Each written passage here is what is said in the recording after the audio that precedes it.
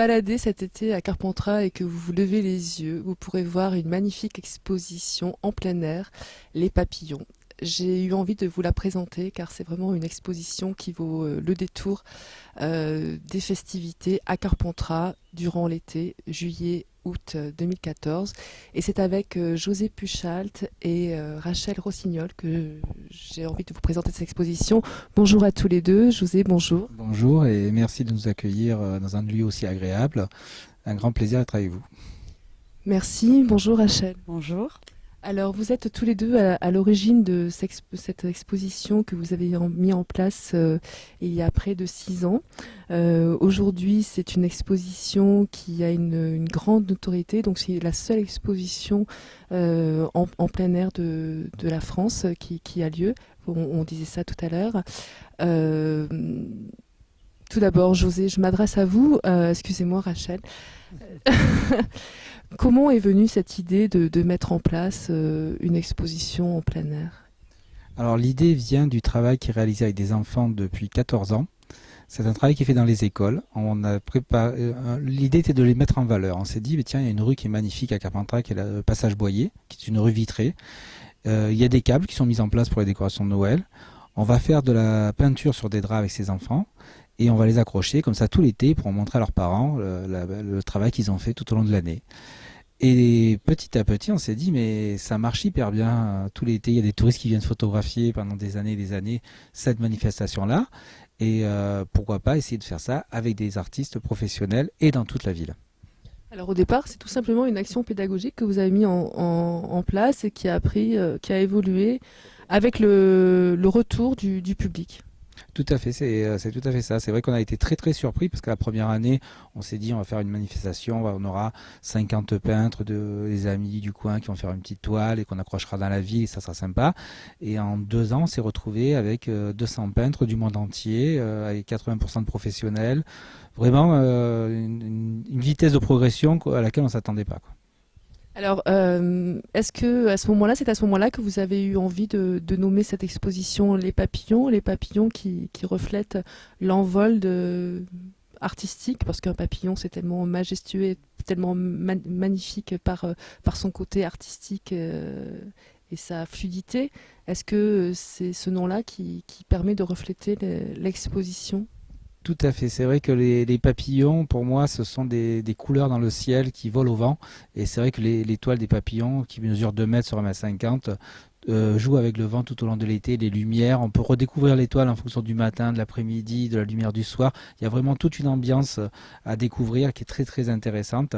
Et ensuite, j'ai appris beaucoup plus tard que papillon en latin se dit imago, qui veut dire aussi image. Donc c'est assez drôle de se rendre compte qu'inconsciemment, on a trouvé un nom qui s'attache directement à une manifestation de façon naturelle. Alors Rachel, présentez-nous un petit peu cette exposition à ciel ouvert. Ben voilà, comme a dit José, effectivement, il y a un travail voilà, qui a été mené il y a quelques années, bon, qui a évolué aujourd'hui. Alors, on a la vision papillon majestueux, puis il y a le côté chrysalide en fait aussi, enfin en tout cas pour moi, dans le sens que c'est devenu aujourd'hui un travail en tout cas qui est vraiment sur le long de l'année, sur bien des points, parce qu'effectivement, on est toujours en quête en fait, d'artistes nouveaux, d'échanges nouveaux. Etc. Donc c'est vrai que voilà. Donc moi c'est vrai que j'ai quand même aussi cette vision un petit peu plus voilà de cocon et qui bon là dans pas longtemps les cocons ils vont s'ouvrir et effectivement on va avoir tout ça en fait dans nos rues. Et je reviens aussi voilà sur un point oui plus grande galerie à ciel ouvert parce qu'il y a au moins 200 toiles, parce que bon, il y a beaucoup de choses quand même qui se font en exposition extérieure, etc. Mais effectivement, réunir 200 toiles de peintres, on va dire locaux, régionaux, internationaux, ça, je pense pas que ça se fasse, autant que ça en France. Alors un éclectisme de la provenance des artistes. Je me souviens l'année dernière, on avait la Géorgie à l'honneur. Cette année, c'est un projet très exceptionnel parce que c'est la Turquie et on sait effectivement les à côté. Et malgré ça, on a des femmes artistes qui viennent exposer leurs œuvres. Pouvez-vous nous en parler un peu plus, Rachel? Oui, donc en fait, à l'initiative de ça, il y a une dame qui s'appelle Figen Bigen, qui participe au papillon depuis 6 ans. Donc on fait la 6e année. Depuis 6 ans, elle participe et effectivement, elle est turque, donc elle habite en Turquie et elle a bon, chez elle un atelier ou effectivement une école où elle donne des cours.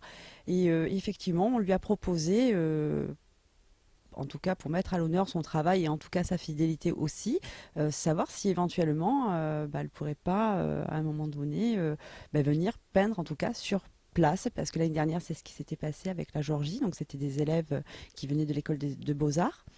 Donc on se dit pourquoi pas. Et effectivement, donc elles viendront bon, un petit peu avant, mais elles seront là le jour du vernissage qui est le 28 juin. Peindre toute la journée donc dans une des rues de Carpentras, ça va se dérouler dans la rue Raspail.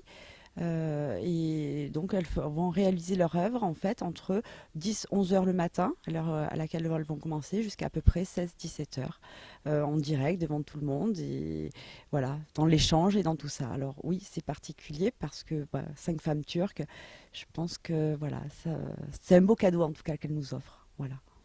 Comment arrivez-vous à faire cet échange avec les artistes? Est-ce que c'est les artistes qui viennent vous voir ou est-ce que c'est vous qui recherchez la profondeur de l'art? Il y a un peu les deux en fait. C'est le partage, tout simplement, je crois. Oui, je crois que là, les 3 dernières années, ça nous a vraiment convaincus dans ce sens-là. Il se passe des choses et oui, c'est au travers d'un simple partage. On peut être nous demandeurs à des moments, mais pour autant, on vient aussi nous proposer, ou nous solliciter, ou nous dire, ben voilà, moi j'aurais tel projet, comment on pourrait. Et ouais, non, c'est vraiment du partage. José, quels sont les retours que vous avez par rapport au monde extérieur, au public, aux institutions, au regard des autres sur cette exposition? Quelque chose d'assez exceptionnel, parce que comme on disait tout à l'heure, les papillons ont 6 ans. Et partout où on passe dans Carpentras, on dit les traditionnels papillons. C'est-à-dire qu'en peu de temps, les Carpentraciens et les habitants des villages autour ont de suite pris cette manifestation et c'est la leur et pour eux, elle fait partie de leur patrimoine. Et c'est aussi une phrase que j'ai souvent entendue qui est très intéressante, c'est qu'on m'a dit, mais les papillons sont accrochés, ça y est, l'été est là. Et ça, c'est vraiment, je pense, quelque chose qui montre que les papillons sont vraiment dans le cœur des Carpentraciens et des résidents autour de Carpentras. Et même ailleurs, puisque l'année dernière, vous avez intégré un projet très culturel, Marseille-Provence 2013. Donc vous avez été invité en off pour présenter cette exposition. Un petit mot sur ça? Oui, c'est vrai que l'année dernière, on a eu cette chance d'être le seul événement du Vaucluse à avoir été sélectionné pour être dans le off de Marseille-Provence 2013, capitale européenne de la culture. On en est très fiers parce que c'est quand même un travail long de procédures et de rencontres. Et d'être vraiment mis à l'honneur comme ça, la ville de Carpentras et notre projet, ça nous a vraiment fait chaud au cœur et c'est une reconnaissance aussi du travail qui est fait depuis plusieurs années. Est-ce que ça va ouvrir certaines frontières hein, de la présentation de l'art ou pas forcément? Il y a des possibilités sur d'autres projets qui sont en réflexion avec la communauté d'agglomération La Cove. On est en train de réfléchir sur la possibilité de faire pas les papillons, mais autre chose différente. Donc je reste un peu flou parce que c'est pas rien n'est fait, mais on est en train d'y réfléchir à exporter une image différente des papillons sur l'ensemble de la Cove. Et là, donc, ça serait vraiment l'envol des papillons sur tout le territoire. C'est très intéressant. C'est un projet qui vous tient à cœur? Oui, oui, oui, oui. Il y a quelques projets comme ça parce qu'on réfléchit beaucoup, on se pose beaucoup de questions tout au long de l'année et des idées arrivent et donc continuer sur l'esprit des papillons pour apporter d'autres nouveautés et d'autres éléments pour aussi rendre notre ville. Le but aussi à la base des papillons à Carpentras, c'était faire lever les yeux aux gens pour découvrir la beauté de leur ville. Et donc on est toujours dans cet esprit-là d'essayer d'apporter d'autres choses pour que les gens prennent conscience, pour ceux qui ne l'ont pas fait, de la beauté de leur ville et du potentiel historique, culturel et affectif qu'a cette ville-là.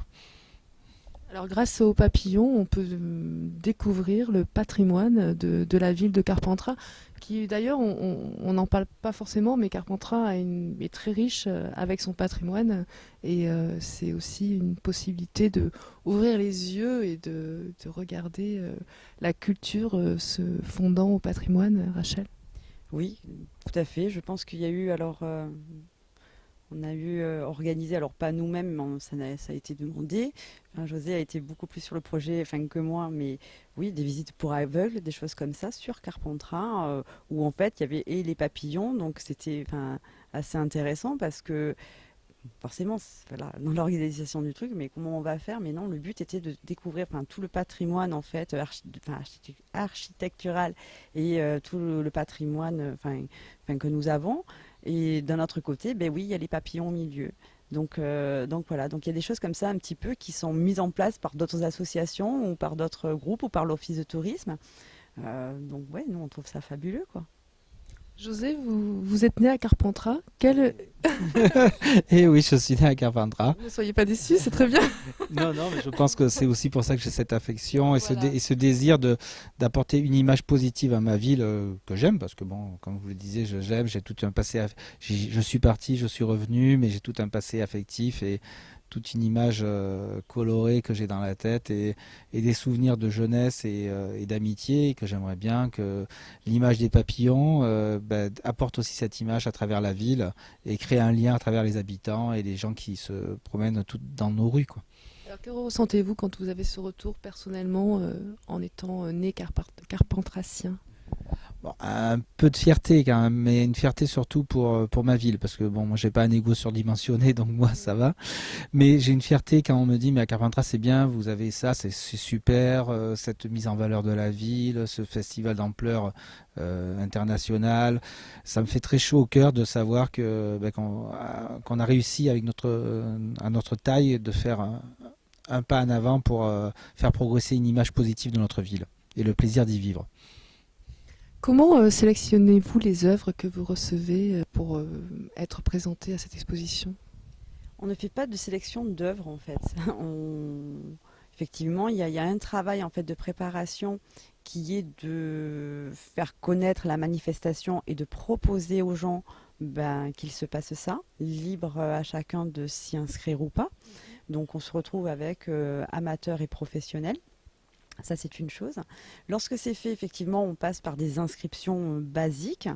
Et derrière ça, nous, on envoie une toile vierge, puisqu'il faut qu'on ait impérativement les mêmes normes, les mêmes formats, etc. Et les gens, en fait, nous restituent cette toile comme ils le souhaitent. Donc, on ne fait pas, il n'y a pas de censure, de choses comme ça. Bon, il y a quand même un règlement intérieur, un règlement tout court, où effectivement, parce que c'est dans la rue, on va demander de faire attention à certains sujets, etc. Mais pour autant, jusqu'à aujourd'hui, je pense que non, on n'a pas fait de censure. C'est-à-dire qu'on n'a pas reçu quelque chose en disant ça, non, on ne le mettra pas. Il y a eu des fois où on s'est posé la question, mais pour l'heure, en tout cas, on ne l'a pas fait.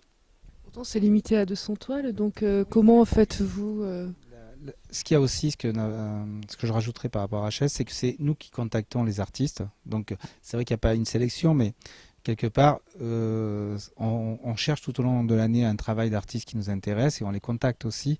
Donc c'est une forme de sélection, mais tout en laissant une ouverture pour les gens de la région. Par exemple, si une mère avec sa fille a envie de faire une toile, il faut le garder aussi, parce qu'il faut garder cette pluralité de participation ou un enfant des écoles, parce que les tableaux des écoles sont accrochés toujours depuis 14 ans dans le passage Boyer, donc ne vont pas bouger, restent toujours là.